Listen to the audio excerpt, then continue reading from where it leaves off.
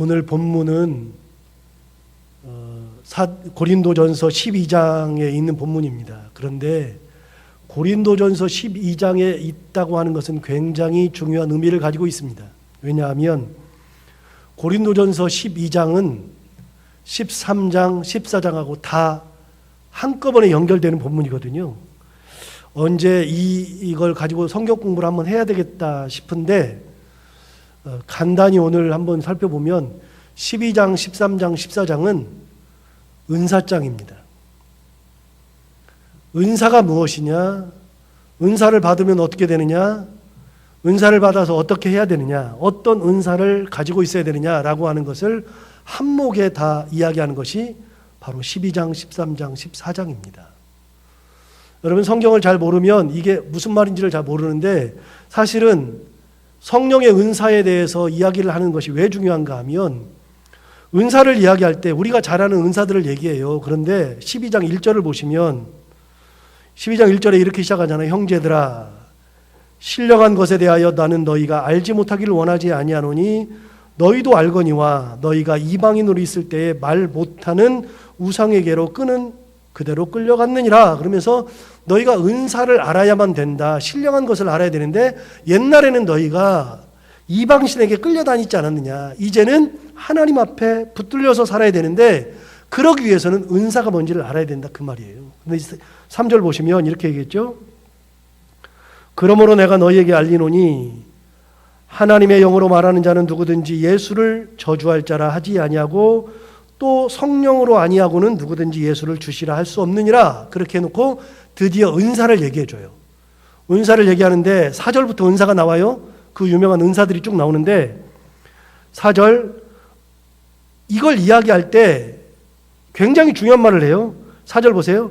은사는 여러 가지나 성령은 같고 5절 직분은 여러 가지나 주는 같으며 6절 사역은 여러 가지나 모든 것을 모든 사람 가운데서 이루시는 하나님은 같다. 은사가 여러 가지가 있는데 그 은사를 주시는 성령은 같은 분이 주신다는 거예요. 직분을 받긴 받는데 그 직분을 주시는 주님은 한 분이라는 거예요. 우리가 다른 직분을 받지만 그 직분을 주시는 분이 예수님. 사역을 여러 가지를 가지고 있지만 그 사역을 하게 하시는 하나님도 한 분이에요.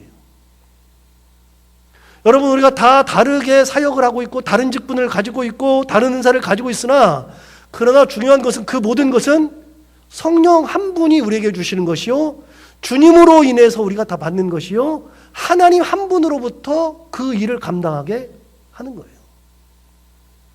다르지만 한 분 하나님으로부터 받는 거예요. 다르지만. 그러면서 여러분 드디어 은사를 얘기하는데 은사를 얘기하기 전에 7절에 보면 굉장히 중요한 말을 했어요. 각 사람에게 성령을 나타내심은 유익하게 하려 하심이라. 여러분 은사를 받았으면 은사가 뭐 하는 거냐면요. 그 은사는 유익을 끼치려고 은사가 있다는 거예요. 유익을 끼치지 않으면 은사가 의미가 없어요. 나중에 14장에 보면 나와요. 유익을 끼치지 않으면 은사가 유익이 없어요. 은사를 주시는 것, 성령을 주시는 것은 유익을 끼치기 위해서. 8절 보시면 어떤 사람에게는 성령으로 말미암아 지혜의 말씀을, 어떤 사람에게는 같은 성령을 따라 지식의 말씀을, 다른 사람에게는 같은 성령으로 믿음을, 어떤 사람에게는 한 성령으로 병 고치는 은사를. 자, 여러분 굉장히 중요한 말을 반복해서 해주는데 무슨 말을 하냐면 여러분 다시 8절부터 봐요. 어떤 사람에게는 뭘로 말미암아? 성령으로 말미암아 지혜의 말씀을 주셔요. 어떤 사람에게는 같은 성령을 따라서 지식의 말씀을 주세요.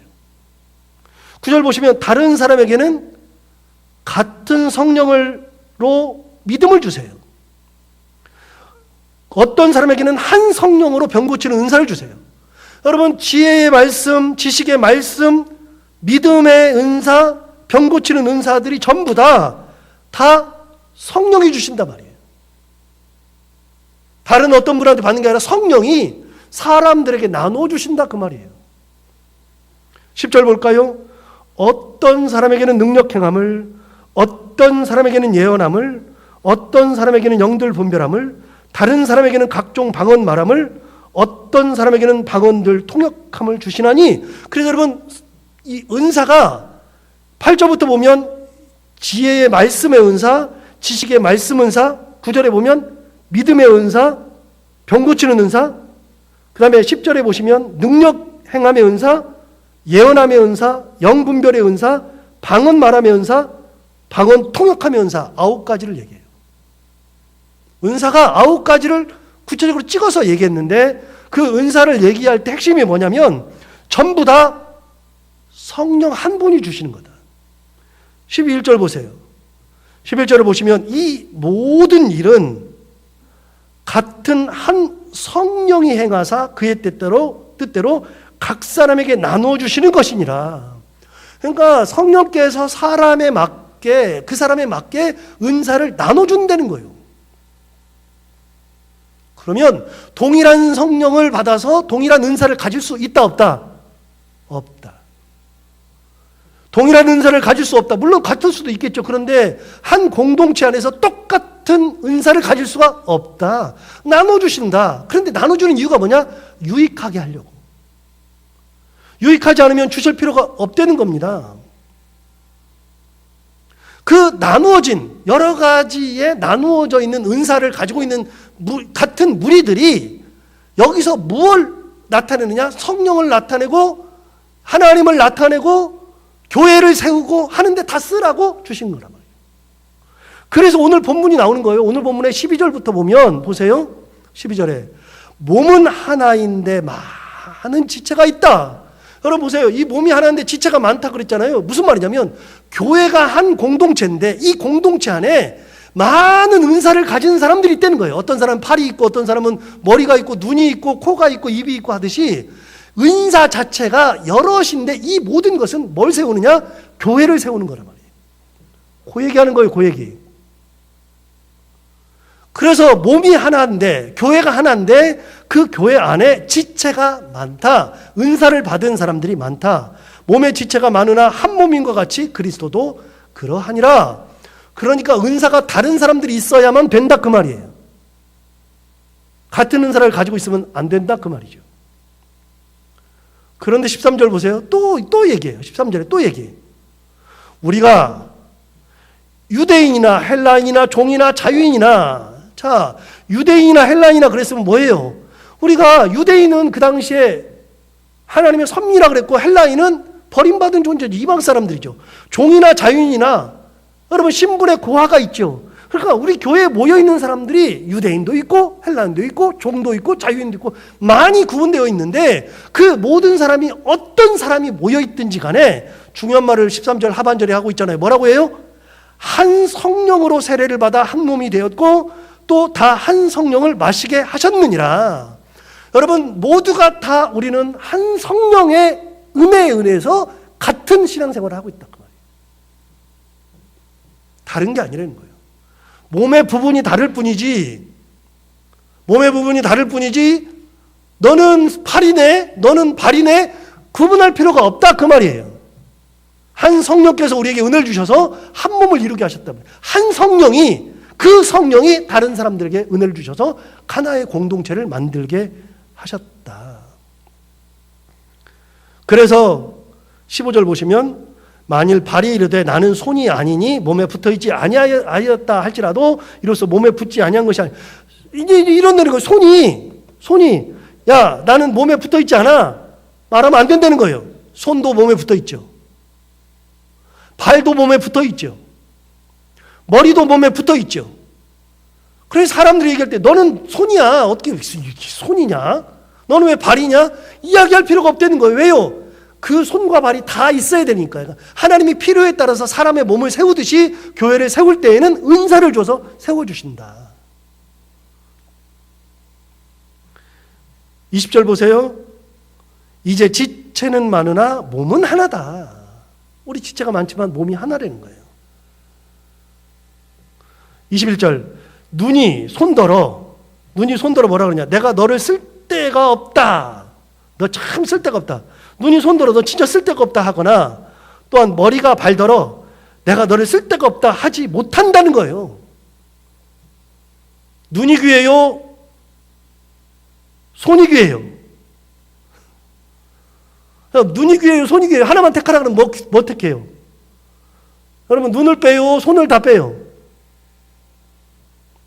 못해요. 어떻게 그걸 잘라내요? 머리가 발더러 너 쓸데없다 그래서 발을 다 잘라요? 여러분, 발이 귀해요? 머리가 귀해요? 다 똑같이 귀하죠. 쓸데없다고 말할 수 없다, 그 말이에요. 22절, 그뿐 아니라 더 약하게 보이는 몸의 지체가 도리어 요긴하고 우리가 몸에 덜 귀히 여기는 그것들을 더욱 귀한 것들로 입혀주며 우리 아름답지 못한 지체는 더욱 아름다운 것을 얻느니라. 여러분, 이게 손가락 하나는 없어도 살아요. 그잖아요. 손가락 하나 없어도 살죠? 이가 없으면 잇몸으로 살잖아요. 여러분, 이가 없으니까 잇몸으로 그냥 살면 되잖아요. 그래요? 여러분, 손가락이 하나 없으면 돼요? 제가 옛날에 영국에 있을 때 이렇게 도깨비 방망이 있잖아요. 도깨비 왱왱 해가지고 하는 거. 거기다가 채소를 막 집어넣고, 거기다가 미숫가루 좀 집어넣고, 우유 집어넣고 왱왱 갈아가지고 마시고 그랬어요. 매일. 그런데 아내가 매일 갈아줬는데 그날따라 제가 한다고 왱왱 갈다가 여기를 그냥 그 도깨비 방망이 그 날이 제 손가락을 쳤어요. 쳐가지고 이 엄지손가락, 이 엄지손가락이 요만큼이 떨어져 나갔어요. 요만큼이. 한 요만큼, 요 정도. 그러니까 조금이 아니라 조금 많이 떨어져 나갔어요. 아예 그냥 훅 패였어요. 그래가지고 그거 싸매고 치료하고 그랬는데 완전히 찢어졌으면 붓는데 아예 움푹 패이니까 이게 살이 나오더라고요. 나중에 나오는데 가짜 살이 나와. 가짜 살이 나와가지고 지금도 여기가 아파요. 완벽한 내 살이 아니에요. 지금도 여기가 가끔 여기 누르면 아파요. 그래서 여기를 누르면 제가 소스라치게 놀랄 때가 있어요. 아파가지고. 여러분, 여기 손가락 끝은 안 귀해요? 다 귀하다. 몸에 요긴하게 쓰이지 않는 부분이라 할지라도 그게 진짜로 요긴한 거다. 굉장히 귀하게 쓰인다. 맞는 얘기잖아요. 여러분, 24절 보세요. 우리의 아름다운 지체는 그럴 필요가 없느니라. 오직 하나님이 몸을 고르게 하여 부족한 지체에게 규정함을 더하사 몸 가운데서 분쟁이 없고 오직 여러 지체가 서로 같이 돌보게 하셨느니라. 만일 한 지체가 고통을 받으면 모든 지체가 함께 고통을 받고 한 지체가 영광을 얻으면 모든 지체가 함께 즐거워하느니라. 예, 한 지체만 아파도 다 아파요. 여기만 아파도 다 아파요. 가시에 찔려봐요. 다들 찔려봤잖아요. 가시에 찔리면 온몸이 다 아파요. 한 지체만 아파도 온몸이 다 아프죠. 하나님께서 세우신 우리 지체들 가운데에서 어려움이 있고 힘드는 일이 있고 그렇게 하면 온 공동체가 다 아픈 거예요. 전부 다. 그 얘기하시는 거예요. 필요에 따라서 나눠줬는데 나누어서 쓰임받는 사람들이 누군가가 잘못되면 지체가 아팠기 때문에 온 몸이 다 아픈 거다. 한 공동체다. 여러분, 다 다른데 하나다. 그 말을 하는 거예요. 이게 은사의 기본 개념이에요. 은사의 기본 개념은요, 내가 하나님께 은사를 받았으니까 내가 뭐 방언을 하니까 뭐 방언한다. 그게 끝이 아니라 방언을 받았으면 그 방언으로 유익을 끼쳐야 된다는 거예요. 사도 바울이 얘기하잖아요. 유익을 끼쳐야 된다. 유익을 주시기 위해서 하셨다. 그 말이죠. 28절 안 읽었는데 한번 볼까요? 28절. 하나님이 교회 중에 몇을 세우셨으니 첫째는 사도요, 둘째는 선지자요, 셋째는 교사요, 그 다음은 능력을 행하는 자요, 그 다음은 병 고치는 은사와 서로 돕는 것과 다스리는 것과 각종 방안을 말하는 것이라. 보세요. 하나님께서 직분자들을 세우셨는데 사도도 세우고 선지자도 세우고 교사도 있고 능력 행하는 자도 있고 병 고치는 은사도 있고 돕는 것도 있고 다스리는 것도 있고 방언도 있고 여러 가지가 다 있는데 29절을 보세요. 그렇게 줬는데 다 사도이겠느냐, 다 선지자이겠느냐, 다 교사이겠느냐, 능력을 행하는 자이겠느냐, 다 병 고치는 은사를 가진 자이겠느냐, 다 방언을 말하는 자이겠느냐, 다 통역하는 자이겠느냐. 여러분, 교회의 직분이 나누어져 있는 것은 하나님의 뜻이라는 거예요. 그걸 통해서 교회를 세우고 그걸 통해서 하나님의 영광을 드러내는 것이지 귀하고 천하고가 없다는 거예요. 다 똑같다. 다 목사해봐요. 여러분, 우리 교회가 전부 다 목사해봐요. 그러면 여러분, 교회를 생각하지도 말고 우리 속담 한번 얘기해 볼까요?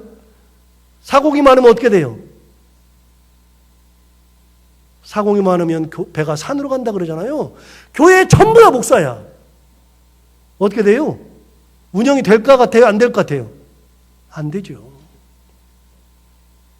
여러분, 교회는 여러 가지 직분이 다 있어야 되는 거예요. 선지자도 있어야 되고, 교사도 있어야 되고, 병 고치는 사람도 있어야 되고.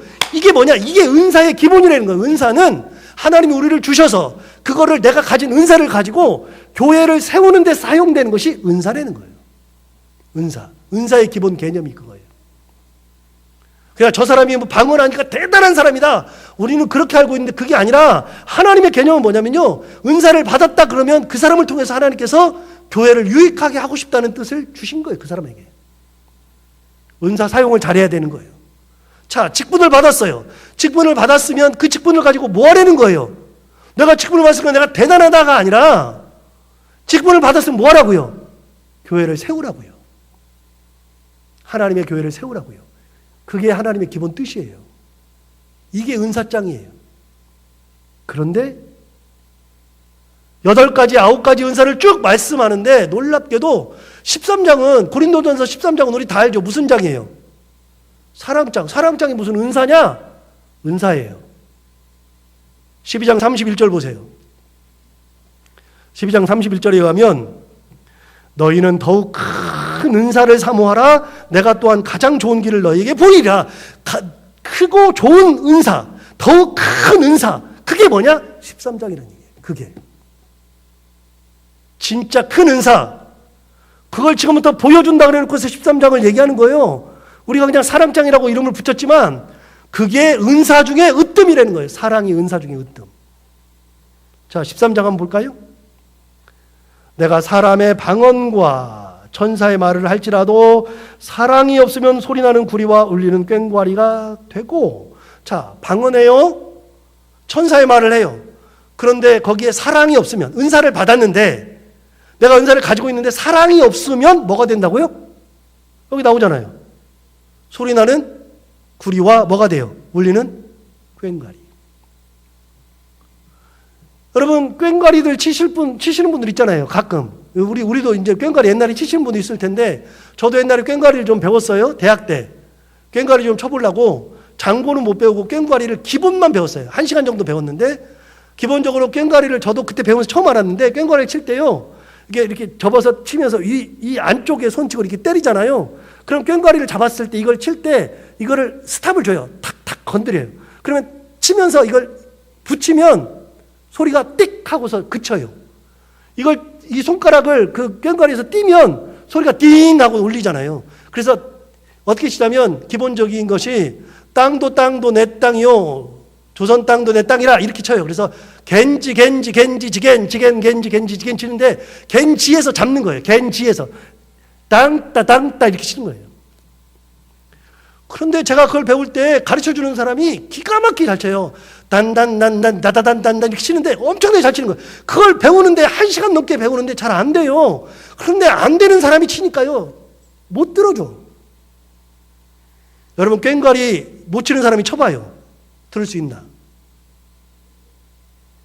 피아노가 여기 있는데 피아노를 치는 사람과 치지 못하는 사람이 앉았을 때는요, 잘 치는 사람이 앉으면 음악이 되고, 잘 치는 사람이 앉으면 치료가 되고, 잘 치는 사람이 앉으면 사람을 행복하게 만드는데, 놀랍게도 못 치는 사람이 앉는 순간에 화가 나서 죽어요. 들을 수 없어요. 여러분, 이게 뭐와 똑같냐? 은사라는 거예요. 내가 은사를 받았는데 그 은사를 받았을 때에 사랑이라는 것이 내 안에 없으면 시끄러워서 못 살아. 시끄러워서. 울리는 꽹과리와 똑같아요. 차라리 안 치는 이만 못해. 안 받는 이만 못해요. 은사 받아가지고 시끄럽게 하는 사람들이 얼마나 많아요. 은사가 중요한 게 아니라요, 은사를 주시는 하나님을 내가 정확히 알고 내게 주신 은혜를 감사할 줄 알고, 그리고 그 은사를 사용할 때는 반드시 뭐가 있어야 되느냐? 사랑이 있어야 된다는 거예요. 사랑이 기본이에요. 은사의 기본은 사랑이고 은사의 최고봉도 사랑이고, 사랑이 빠지면 은사는 아무런 의미가 없어요. 사랑이 있어야 돼요. 그래서 13장 내내 사랑을 얘기하는 거예요. 2절 봐요. 2절 보세요. 2절부터 재밌는 얘기가 있잖아요. 내가 예언하는 능력이 있어 모든 비밀과 모든 지식을 알고 또 산을 옮길 만한 모든 믿음이 있을지라도 사랑이 없으면 내가 아무것도 아니요. 여러분 보세요. 예언하는 능력의 은사를 받았어요. 이 사람이. 예언하는 능력이 있어요. 비밀을 아는 능력이 있어요. 지식을 아는 능력이 있어요. 산을 옮길 만한 믿음이 있어요. 대단한 은사를 받았는데 사랑이 없으면 뭐라고요? 아무것도 아니래요. 은사의 기본은 뭐라고요? 사랑이고요. 은사의 최고는 뭐라고요? 사랑이에요. 사랑이 없으면 안 돼요. 사랑이 반드시 있어야만 돼요. 이게 은사의 기본이에요. 3절 봐요. 내가 내게 있는 모든 것으로 구제하고 또 내 몸을 불사르게 내줄지라도 사랑이 없으면 내게 아무 유익이 없느니라. 자, 1절부터 제가 다시 읽어요. 1절부터 지금 읽는데 강조해서 읽을 거예요. 보세요. 내가 사람의 방언과 천사의 말을 할지라도 사랑이 없으면 소리나는 구리와 울리는 꽹과리가 되고, 내가 예언하는 능력이 있어 모든 비밀과 모든 지식을 알고 또 산을 옮길 만한 모든 믿음이 있을지라도 사랑이 없으면 내가 아무것도 아니요. 내가 내게 있는 모든 것으로 구제하고 또 내 몸을 불사르게 내줄지라도 사랑이 없으면 내게 아무 유익이 없느니라. 사랑이 없으면 안 된다는 거예요. 은사의 기본은 사랑이에요. 방언한다고 얘기해봐야 의미가 없어요. 그거보다도 더 중요한 게 있어요. 사랑이 있어야 돼요. 울리는 꽹과리 시끄러워 죽겠어요. 뭘 좀 한다고 나대기 시작하면 시끄럽잖아요. 잘난 척하기 시작하면 시끄럽잖아요. 교회에서 말만 하는 분들이 가끔 있잖아요. 여러분, 직분을 세운 거는 말하라고 직분을 세운 게 아니라 직분을 세웠으면 하나님께서 그걸 통해서 뭐 하라고요? 은사를, 직분을 감당을 하라고요. 그래서 교회를 세우라고, 유익을 주라고요. 유익을 주라고. 그러면 사랑이 뭐냐? 사랑이 기본이요, 사랑이 최고라 그러는데 사랑이 뭐냐? 그 얘기를 한 게 4절부터예요. 우리가 잘 아는 거. 사랑은 언제나 뭐요? 오래 참고, 사랑은 언제나 온유하며, 사랑은 시기하지 않으며, 자기의 유익을 구하지 않냐며. 안 봐도 다 아네? 노래만 하면 뭐 할 거예요? 의미가 없죠. 본문을 모르고 노래하니까 사랑이 그런 거라고만 알고 있죠. 사랑이라고 하는 것이 없으면 안 되는데 그럼 도대체 사랑이 뭐냐? 사랑이 뭐냐? 보세요. 4절 보세요. 사랑은 오래 참아야 돼. 신앙생활하면서 참을 줄 알고 다른 사람을 견뎌줄 줄 알고, 사랑은 온유하고 사랑은 시기하지 아니하고 사랑은 자랑하지 아니하고 사랑은 교만하지 아니한다. 5절 사랑은 무례히 행하지 아니하고 사랑은 자기의 유익을 구하지 아니하고 사랑은 성내지 아니하고 사랑은 악한 것을 생각하지 아니하고 사랑은 불의를 기뻐하지 아니하고 사랑은 진리와 함께 기뻐하고 사랑은 모든 것을 참고 사랑은 모든 것을 믿으며 사랑은 모든 것을 바라며 사랑은 모든 것을 견디느니라. 전부 다 사랑이에요. 사랑이 그렇게 한다는 거예요. 자, 은사가 중요해요? 사랑이 중요해요? 사랑이 있어야 되는 거예요. 은사의 기본은 사랑이요, 은사의 최고도 사랑이에요. 사랑이 빠지면 아무것도 아니에요. 8절 보세요. 사랑은 언제까지나 떨어지지 아니하되 예언도 패하고 방언도 그치고 지식도 패하리라. 보세요. 예언도 패하고 방언도 패하고 지식도 패하고 다 없어져요. 전부 다 없어지는데 남는 건 딱 하나 뭐예요? 사랑만 남는다. 은사 중에 최고인 사랑만 남는다. 사랑.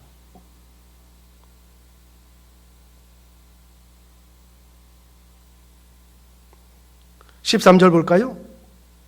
그런즉 믿음, 소망, 사랑 이 세 가지는 항상 있을 것인데 그 중에 제일은 뭐라고요? 사랑이라고요. 사랑이라고. 사랑이 빠지면 아무것도 아니에요. 은사 받으려고 하지 말고요. 요 13장의 사랑장은요, 이거는 주시는 은혜, 은사가 아니라 13장의 사랑의 은사는요, 만들어가는 은사예요. 만들어지는 은사예요. 누구나 다 만들 수 있는 은사예요. 그래서 사랑이 있으면요, 이 본문을 기억하고 있으면 만약에 어떤 일이 있다, 그 사람을 면박 주고 그 사람을 정죄하고 하는 대신에 뭐예요? 참아주고 감싸주고 안아주고 저절로 되는 거예요, 이게. 그럼 교회는 은사가 중요한 것이 아니라 뭐가 중요하다고요? 사랑이 중요하다고요. 지체를 세우는 것은 뭐가 세워요? 사랑이 세워요. 남들에게 지적해서 지체를 세우는 게 아니라요, 사랑할 때 교회가 서요. 틈만 나면 불만을 얘기하는 것이 지체를 세우는 게 아니라요, 몸을 세우는 것은 말로서 세우는 게 아니라 사랑이 지체를 세우고 교회를 세워요. 은사의 기본이에요. 자, 14장 1절 넘어가 봐요. 사랑을 추구하며 신령한 것들을 사모하되 특별히 예언을 하려고 하라. 이 사도 바울이 사랑을 추구하래요. 사랑을 추구하래요. 사랑을 추구하면서 사랑이 추구되는 한도 내에서 너희들이 받아야 될 은사가 뭐냐면 예언이래요. 예언. 예언. 방언이 아니라 예언이래요. 예언인데 2절 봐요. 재밌는 얘기래요. 방언을 말하는 자는 사람에게 하지 아니하고 하나님께 하나니 이는 알아듣는 자가 없고 영으로 비밀을 말함이니라. 여러분, 방언하면 누가 알아들어요? 방언하면 못 알아듣죠? 방언은 나랑 하나님만의 대화죠. 아까 뭐라 그랬어요? 은사의 기본이 뭐라 그랬어요? 은사의 기본은 7절 봐요. 12장 7절. 아까 말씀드렸어요. 은사는 왜 주시느냐? 은사를 주시는 이유가 나와요. 각 사람에게 성령을 나타내심은 뭐 하려고? 유익하게 하려고. 은사를 받는 거는 내가 나 좋으라고 받는 게 아니라 공동체를 세우라고 은사를 주시는 거예요. 유익이 있어야 돼. 그런데 유익을 줘야 되는데 방언은 공동체를 유익하게 하는 게 아니라 자기와 하나님만의 대화니까, 그러니까 이거는 너로 끝난다는 거예요. 너로. 그런데 예언은요, 공동체를 세우는 데 쓰이니까 예언을 하라는 거예요. 사도 바울은 공동체를 세워야 된다고 얘기하는 거예요. 3절 보세요. 그러나 예언하는 자는 사람에게 말하여 뭘 세워요? 덕을 세우며 14장 3절. 그러나 예언하는 자는 사람에게 말하여 덕을 세우며 권면하며 위로하는 것이요 방언을 말하는 자는 자기의 덕을 세우고 예언하는 자는 교회의 덕을 세운다. 자, 사도 바울이 이때부터는 이제 14장에서부터는 뭔 얘기를 하냐면 덕이라는 용어를 얘기해요. 덕을 세운다. 자, 다시 봐요. 3절 봐요. 그러나 예언하는 자는 사람에게 말하여 뭘 세워요? 덕을 세우죠? 4절 봐요. 방언을 말하는 자는 뭔 덕을 세워요? 자기의 덕을 세워요. 자기의 덕을. 그런데 예언하는 사람은 누구의 덕을 세워요? 교회의 덕을 세운다. 그래서 사도 바울이 방언하래요? 예언하래요? 예언하라 그러잖아요. 예언하라고. 5절 봐요. 나는 너희가 다 방언 말하기를 원하나 특별히 예언하기를 원하노라. 만일 방언을 말하는 자가 통역하여 교회의 덕을 세우지 않으면 예언하는 자만 못하니라. 여러분, 예언하는만 못하는 거예요. 아무리 해봐야. 교회의 덕을 세우지 않으면, 유익을 나타내지 않으면 그 모든 것은 의미가 없다. 여러분, 아무것도 의미가 없어요. 12절 봐요. 12절 보시면 그러므로 너희도 영적인 것을 사모하는 자인즉 뭘 세우기 위하여? 교회의 덕을 세우기 위하여 그것이 풍성하기를 구하라. 여러분, 교회의 덕을 세우기 위하여서 구하라는 거예요. 교회의 덕을. 교회의 덕을 세워야 된다는 거예요. 17절 봐요. 너는 감사를 잘 하였으나 그러나 다른 사람은 덕 세움을 받지 못하리라. 잘못해가지고 네 덕만 세우면 다른 사람은 덕 세움을 못 받는다. 다른 사람이 덕을 봐야지. 교회가 덕을 세워야지. 18절. 내가 너희 모든 사람보다 방언을 더 말함으로 하나님께 감사하노라. 여기서부터 이제 개인 얘기를 하는데 사도 바울이 이렇게 얘기하는 거예요. 나는 너희들은 방언 하나 하지. 당시에 방언들이 이제 유행했으니까 방언하는 사람들이 막 방언해요. 그러면 뭐라 그러냐면 너희들은 방언 하나 하지. 나는 방언을 무진장 많이 한다. 사도 바울 얘기하잖아요. 나는 방언을 많이 한다. 18절 다시 볼까요? 이렇게 얘기하잖아요. 내가 너희 모든 사람보다 방언을 더 말함으로 하나님께 감사하노라. 나는 방언을 많이 한다. 여러 방언을 한다. 그런데 보세요. 19절 보세요. 그러나 교회에서 내가 남을 가르치기 위하여 깨달은 마음으로 5마디 말을 하는 것이 1만 마디 방언으로 말하는 것보다 나으니라. 여러분 5마디로 사람을 세우고 교회를 세우고 덕을 세우는데 한마디 한마디가 쓰이는 것이 1만 마디로 방언하는 것보다는 훨씬 더 낫다는 거예요. 이제 우리 알죠? 은사는 왜 필요한 거예요? 덕을 세우려고. 교회를 세우려고. 자랑하기 위해서 은사를 주시는 게 아니라 은사를 받는 거는 그걸 통해서 하나님께서 그 사람에게 역사하셔서 하나님을 세우고 교회를 세우기 위하여서 은사를 주신다는 거예요. 그런데 그 모든 것을 세우는 것의 기본은 사랑이 있어야 된다는 거예요. 사랑으로 세워요. 사랑으로. 26절 볼까요? 26절 보시면 이렇게 돼 있죠. 그런즉 형제들아 어찌할까? 너희가 모일 때에 각각 찬송 시도 있으며 가르치는 말씀도 있으며 계시도 있으며 방언도 있으며 통역함도 있나니 모든 것을 뭘 하기 위해서라고요? 덕을 세우기 위하여 하라. 자, 다시요. 26절 다시 읽어요. 그런즉 형제들아 어찌할까? 너희가 모일 때에 각각 어떤 사람은 찬송시도 부르고 어느 곳에서는 말씀도 있고 어느 곳에서는 계시도 있고 방언도 있고 통역도 있는데 그 모든 것을 행할 때에는 뭘 위해서 하라고요? 덕을 세우기 위해서 해라. 교회가 덕을 세워야 된다. 덕을 세우지 않으면 의미가 없다. 그 말이에요. 여러분 덕이 없으면 안 돼요. 덕을 세워야 돼요. 그러므로 우리는 다 귀해요. 안 귀한 사람이 아무도 없어요. 전부 다 귀해요. 누가 귀하냐? 우리 교회를 처음부터 개척하실 때부터 계셨던 분들이 귀해요. 무진장 귀해요. 그런 분이 계시다는 것만 해도 너무나도 감사해요. 귀해요. 중간에 들어와서 신앙생활 하시고 중직되시고 교회를 섬기는 분들이 다 귀해요. 안 귀한 분들이 한 분도 없어요. 누가 귀하냐?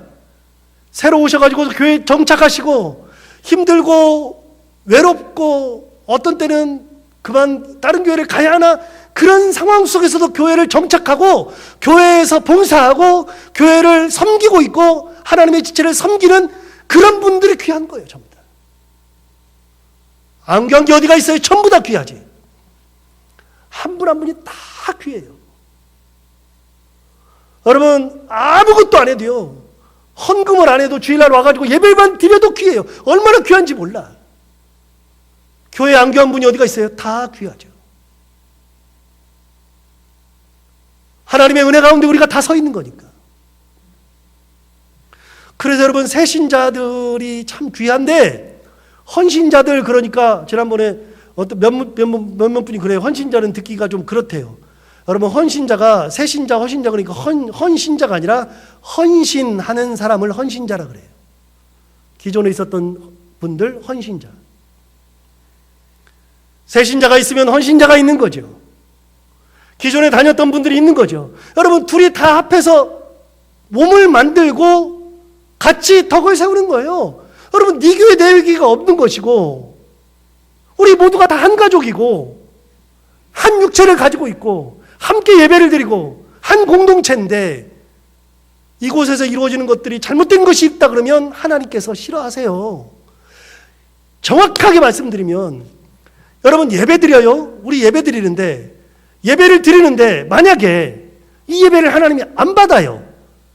물어요? 왜 드려요? 우리가 예배를 드리는데 하나님이 안 받으시면 그 예배를 왜 드리고 있어요? 우리가 같이 뭔가를 하고 있는데 하나님께서 그걸 싫어하세요. 왜 하고 있어요? 할 이유가 없잖아요. 우리가 하는 것들은 하나부터 열까지 하나님이 영광 받으시니까 하고 있잖아요. 여러분 예배 왜 드려요? 하나님께서 영광 받으시니까 예배 드리죠. 왜 헌금해요? 하나님께서 그걸 통해서 영광을 받으시니까 헌금을 드리죠. 왜 찬송해요? 하나님께서 받으시니까 찬송하죠. 왜 기도해요? 하나님이 받으시니까 기도하죠. 왜 헌신해요? 하나님이 받으시니까 헌신하죠. 근데 물어요? 만약에 하나님이 안 받아요. 안 받으면 우리 도대체 뭐 하고 있는 거죠? 할 필요가 없잖아요. 가끔 그런 생각을 해요. 하나님이 내가 드리는 헌금을 안 받으시면,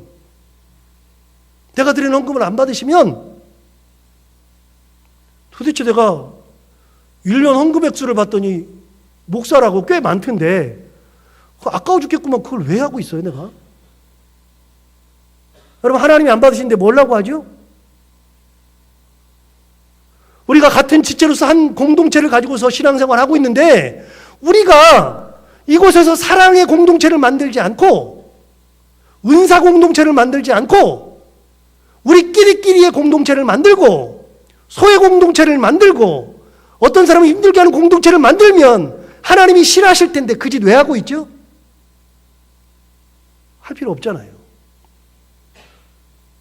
모든 건 다 유익을 주시기 위해서 은사도 주시고 교회의 덕을 세우려고 직분자도 세우고 은사도 주시는 거예요. 교회의 덕을 세우기 위해서.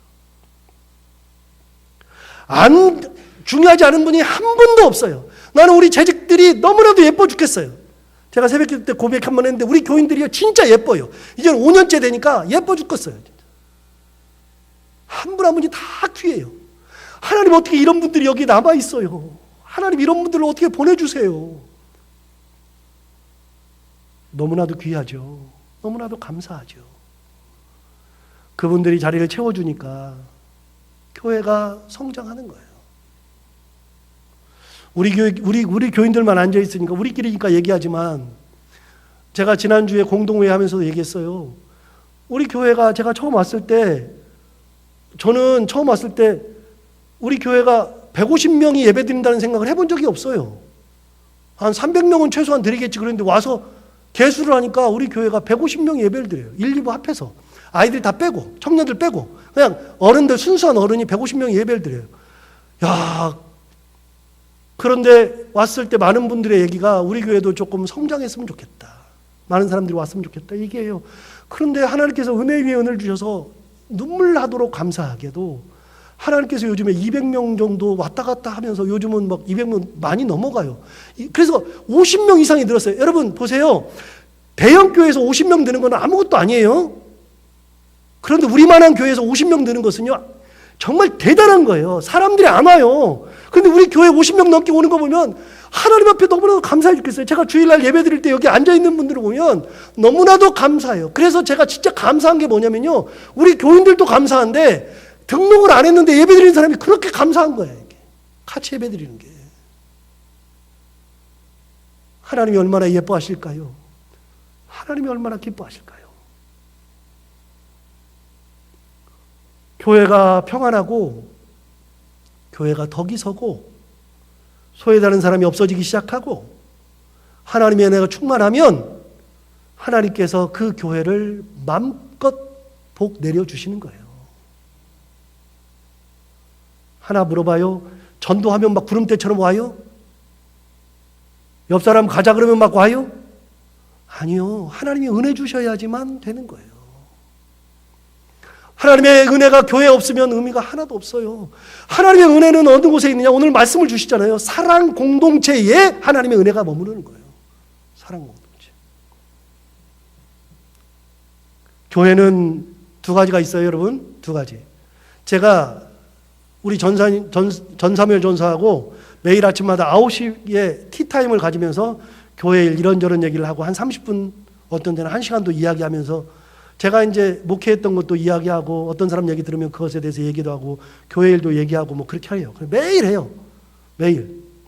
그런데 제가 항상 강조하는 게 있어요. 우리 전사님한테 뭐라고 강조하냐면 이렇게 강조해요. 교회는 두 가지가 있다. 첫 번째, 공급자 중심의 교회. 두 번째, 수요자 중심의 교회. 공급자 중심의 교회는 목사가 이게 필요하네 그러면서 내려주는 거예요. 사람들이 못하니까 이렇게 해. 목사가 공급자니까 목사가 다 계획해서 목사가 다 내려주는 게 공급자 중심의 교회죠. 목사가 공급해 주니까. 그러면 교회가 안 된다. 교회는 소비자 중심적 교회가 돼야 된다. 수요자 중심적 교회가 된다. 성도들이 무슨 생각하는지를 부지런히 살피고, 성도들의 마음이 어떤 것인지를 목사가 부지런히 살피고, 그들의 필요한 것을 채워줄 줄 알아야 그게 교회다. 여러분, 교회가 내 마음대로 막 끌고 가면 그게 교회냐? 아니라니까요. 그거는 제 개념으로는 아니에요. 그렇게 하면 안 돼요. 그런 교회는 잘못된 교회예요. 그게 아니라 성도들이 서로 자발적으로 우리 이렇게 했으면 좋겠다, 그 의견이 나왔을 때 그걸 받아서 같이 갑시다, 이렇게 돼야지 진짜 괜찮은 교회죠. 두 번째, 목회를 할 때도 두 가지가 있다. 공급자 중심의 목회가 있고 수요자 중심의 목회가 있다. 공급자 중심의 목회는 목사가 자기 마음대로 목회를 막 하는 거다.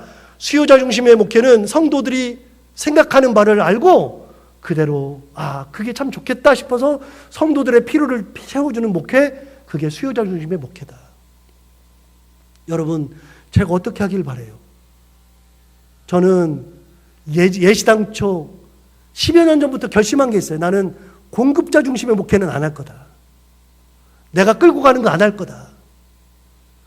성도들이 마음껏 은혜 받게 하고 하나님의 말씀으로 완전히 은혜가 임해서 스스로 결단하고 스스로 갈 수 있도록 나는 뒤에서 밀어주고 방향만 제시해줘야 되겠다. 그 생각을 10여 년 전부터 하고 있었어요. 안 끌고 가잖아요. 제가 잘 하라고 안 하잖아요. 안 해도 때가 되면 해요. 안 해도 하나님이 채워주세요. 제가 그 설교는 나중에 할까도 생각했는데, 여러분 보세요. 저는 어떤 확신이 있냐면 이런 확신이 있어요. 제가 헌금하라 그런다 그래서 헌금하면 하겠지만 그렇지 않아요. 여러분, 저는 어떤 확신을 가지고 있냐면 하나님께서 필요하시면 제가 말하지 않아도 채워주시리라. 그런데 어떤 확신까지 있냐? 만약에 하나님이 채워주시지 않고 교회가 헌금이 없어서 망해야 된다 그러면 저는 망하겠다. 하나님을 그렇게 못 믿어요?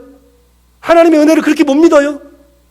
하나님의 은혜를 믿잖아요. 하나님이 하실 거라고 믿잖아요. 하나님이 해결해 주셨잖아요. 하나님 모든 것을 다 책임지신다고 알고 있잖아요. 그런데 왜 목사가 앞에 서가지고서 이거 해라 저거 해라 말하고 있어요? 헌금해라 마라 그런 말을 할 필요가 뭐가 있어요? 없잖아요. 그런 얘기를 할 필요가. 때가 되면 주시겠지. 그러니까 저는 뭐 하고 있어요? 매일 앉아가지고서 기도하고 있어요. 하나님 필요한데, 이게 필요한데 어떡합니까? 3개월 정도 기도하면 하나님이 응답을 해주세요. 하나님께서 필요하시면 채우세요. 다 채워주세요. 전부 다. 그래서 그 생각을 항상 하고 있어요. 만약에 이 교회가 내가 그렇게 안 해서 하나님의 뜻대로 내가 한다고 노력하면서 하고 있는데, 만약에 이 교회가 그렇게 하나님을 믿고 갔는데 망해야 된다 그러면 나는 망하겠다. 그럼 난 망하겠다. 하나님이 망하시면 난 망하겠다. 하나님이 붙들어 주시는 대로 나는 가겠다. 이끄시는 대로 가겠다. 여러분, 하나님의 은혜가 있어야 덕이 세워지는 거예요. 강요가 있으면 덕이 안 돼요. 그러니 누구한테 지적할 필요가 없어요. 지적해봐야 안 돼. 아무리 해도 안 돼.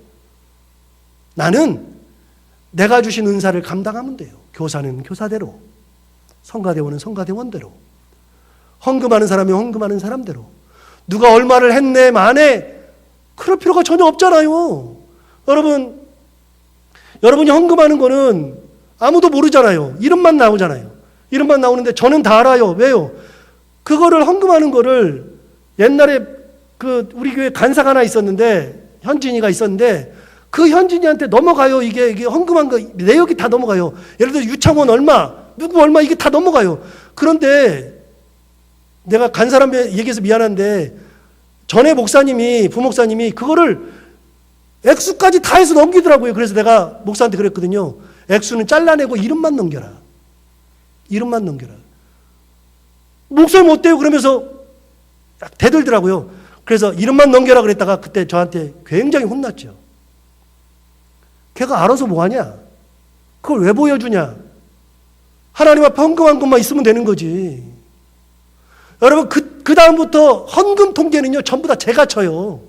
지금도 오늘 헌금한 거를 제가 다 치고 왔어요. 누가 얼마 하는지 제가 다 알죠. 그런데 그걸 가지고 제가 여러분의 믿음을 재고 그러는 게 아니고요. 헌금하시는 분들을 보면은 제가 그래서 헌금한 거를 가지고서요 다 치고 나서 그걸 딱 덮어놓고 하나님 앞에 기도한다고요. 하나님, 이분들이 없는 중에서 헌금했습니다. 하나님, 이분들의 삶을 하나님의 은혜 가운데 이끌어 주옵소서. 하나님의 은혜만 있으면 되잖아요. 이 교회는 목사도 필요가 없잖아요. 목사는 하나님의 대리인으로서 말씀을 전하고 갈 방향만 이끌어주는 거지 목사가 이끌고 가는 거 아니잖아요. 하나님의 은혜가 이끌고 가는 거잖아요. 재직이 뭐 하는 거예요? 재직은 그거예요. 재직가 내가 집사로 임명받고 안수 집사가 되고 권사가 되고 장로가 되었으면 내가 내게 주신 은사가 있을 거 아니겠어요? 재직으로서의 은사. 그 은사를 내가 충실하게 감당하는 것이 하나님께서 원하시는 거예요. 네가 귀하고 네가 안 귀하고가 아니라 다 똑같이 귀하는 거죠. 여기서 잠깐 여러분 한 가지만 더 얘기할까요? 누가복음 10장에 보면 재밌는 사건이 나와요. 예수님께서 마리아와 마르다의 집을 갔죠. 마리아와 마르다의 집을 갔더니 그냥 마르다는 일만 해. 근데 무슨 일을 하느냐? 굉장히 중요한 일을 해. 예수님 밥 차려주려고. 그런데 마리아는 뭐 하고 있어요? 우리 다 아는 것처럼 뭐 하고 있어요? 예수님 앞에 와가지고서 말씀만 들어. 그러니까 마르다가 하다가 화가 났어요? 화가 나가지고 뭐라 그랬어요? 예수님한테 예수님 내 동생 좀 말해줘서 동생도 내일 좀 거들어 달라 그러세요. 그랬더니 예수님한테 한 소리 들었잖아요. 그래서 그걸 알고 있는 많은 분들이 뭐라 그러냐면 마르다 같다고 얘기해. 일한다고 마르다 같다고 해. 아니요. 본문을 잘 보세요. 그 본문은 그렇게 말씀하시는 본문이 아니고요. 네가 너무 많은 일로 바쁘다. 몇 가지만 하든지 한 가지만 해도 족하다.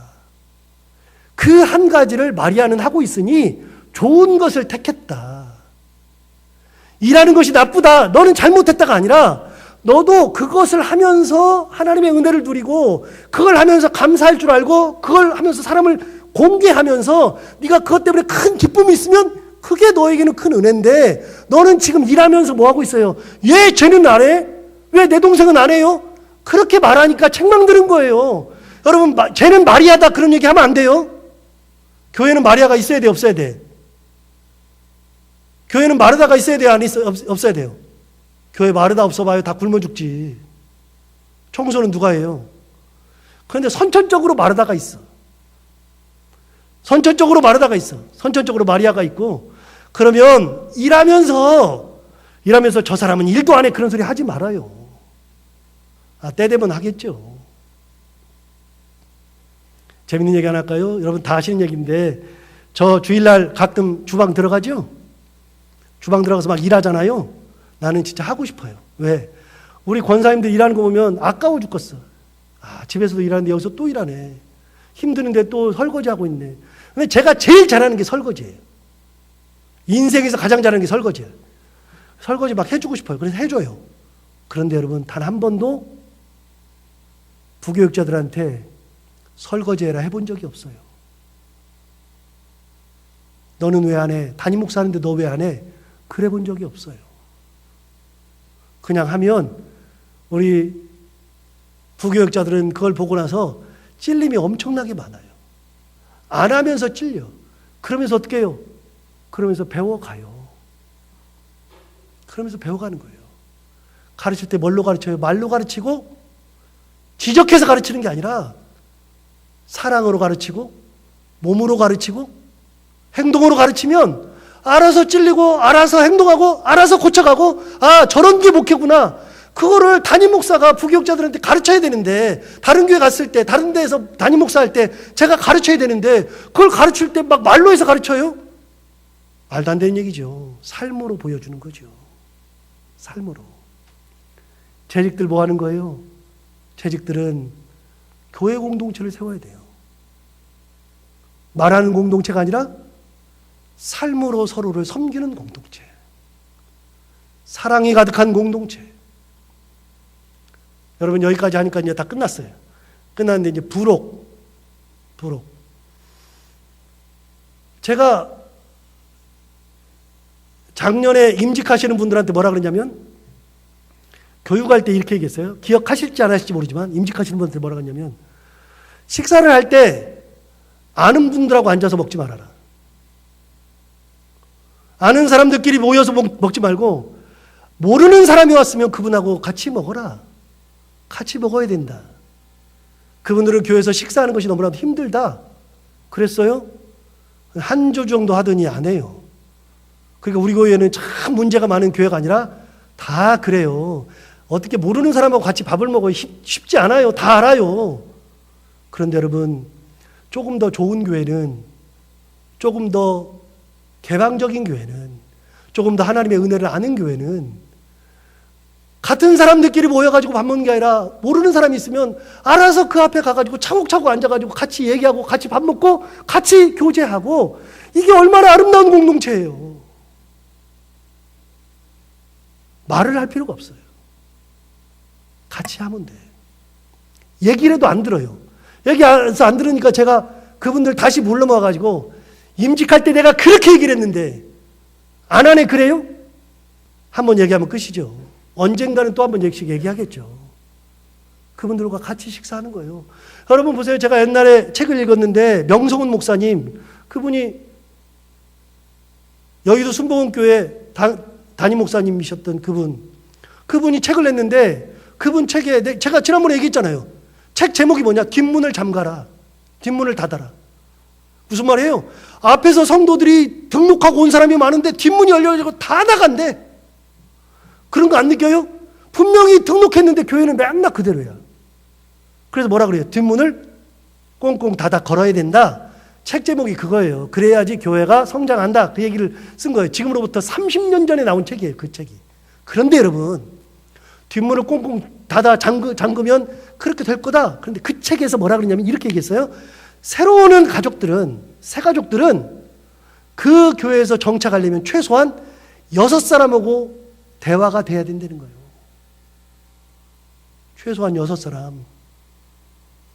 6사람이 말을 붙여야 돼. 주일날 오면은 한 사람이 아이고 어서 오라 그러고, 아이고 사랑한다 그러고, 좋은 기회 오셨다 그러고, 오셔서 너무 고맙다 그러고, 같이 옆에 앉아가지고 같이 예배드리고, 그런 사람이 한 사람, 두 사람, 세 사람, 네 사람, 다섯, 6사람 되면 그때부터는 교회에 정착을 한다는 거예요. 그렇지 않으면 정착이 안 된대요. 무슨 공동체요? 사랑의 공동체잖아요. 세워주는 공동체잖아요. 그 마음을 읽어주는 공동체잖아요. 제가 왜 이런 소리를 하는지 아세요? 저도 영국에 유학 가가지고 성공회를 다녔어요. 오늘 말했던 엘리자베스가 다니고 있는 성공회를 다녔는데 그 교회를 가서 제가 영어도 잘 안 되지만 그 교회를 갔는데 사람들이 아는 척을 안 해줘. 그런데 유일하게 엘리자베스가 가장 친하게 해줬어요. 지금까지도 매년이 되면요, 연말이 되면 크리스마스 카드 오고 달력이 오고, 그래서 영국 달력을 지난 겨울에도 받았어요. 엘리자베스한테. 그 사랑을 보면 얼마나 감사한지 몰라요. 여러분, 그런 사람이 있기 때문에 교회가 서고, 그런 사람이 있기 때문에 하나님의 영광이 드러나는 거거든요. 재직은 뭐 하는 거예요? 재직은 우리끼리 잘 먹고 잘 사는 것이 재직이 아니라 공동체를 세울 줄 알아야 재직이에요. 같이 밥 먹고 같이 대화하고, 맨날 똑같은 사람하고만 먹는 게 아니라 오늘은 보니까 저 사람이 비었네, 그럼 내가 저기로 막 가요. 그래서 서로 간에 자리를 채우기 시작하면 괜찮잖아요. 괜찮잖아요. 그게 하나님이 원하는 공동체예요. 사랑이 있어야죠. 교회로 왔는데 냉랭하다. 교회가 되겠어요? 안 되죠. 말하는 공동체가 아니라 삶으로 보여주는 공동체. 직분만 받는 공동체가 아니라, 은사만 받는 공동체가 아니라, 그걸 통해서 교회를 세우는 공동체. 그래야만 된다는 거예요. 이게 재직이에요. 다른 게 재직이 아니고요. 재직 수련하면 와가지고서 뭐 재직은 뭐 이렇다 뭐 그러면서 말씀 보고서 끝나는데, 아니요. 재직은 그런 게 아니에요. 오늘 말씀을 보세요. 사도 바울이 고린도전서를 3장을 걸쳐서 그 얘기하잖아요. 은사, 너희들이 아는 은사는 그런 게 아니다. 분명한 게 아니다. 은사는 교회의 덕을 세우지 않으면 은사가 안 된다. 꽹과리다. 이제부터 우리 사랑하는 신창교회 재직들은 이 의식을 가지고 살기 바랍니다. 교회의 덕을 세우자. 내가 많은 사람들을 행복하게 만드는, 그 사람이 나랑 얘기하면서 행복을 느끼게 해줄 수 있는 하나님의 은사자로 살아보자. 그래서 우리 교회가 사람들이 와서 행복을 느낄 수 있는 교회 만들어야, 그래야 교회가 더욱더 하나님의 은혜가 충만하고 많은 사람들이 더 많이 들어오고 그러면서 더 좋은 교회를 만들 수 있겠죠. 하나님의 은혜만 나타나고 여러분의 삶 속에서도 하나님의 은혜가 가득한 그런 교회를 만드는 저희들 모두가 다 되기를 바랍니다. 기도하겠습니다. 하나님 아버지, 오늘 2020년이 되어서 사랑하는 우리 재직들에게 제가 담임 목사로서 사실은 듣기 민망한 것도 있고 사실은 마음이 불편한 것도 있음에도 불구하고 성경이 말씀하시는 대로 우리가 그래야 하는 것을 가지고 은사를 가지고 함께 나누었습니다. 하나님 아버지, 우리 재직들이 성숙한 재직들이 되어서 사람을 세울 줄 알고 교회의 덕을 세울 줄 알고 하나님의 영광을 드러낼 수 있는 그런 귀한 교회가 되게 하여 주옵시고 그런 재직들이 되게 하여 주옵소서. 재직임내, 내가 재직이네, 그게 중요한 게 아니라 재직이면 하나님의 교회를 세워야 되는데 그런 거에 다시 한번 기도하면서 매진하면서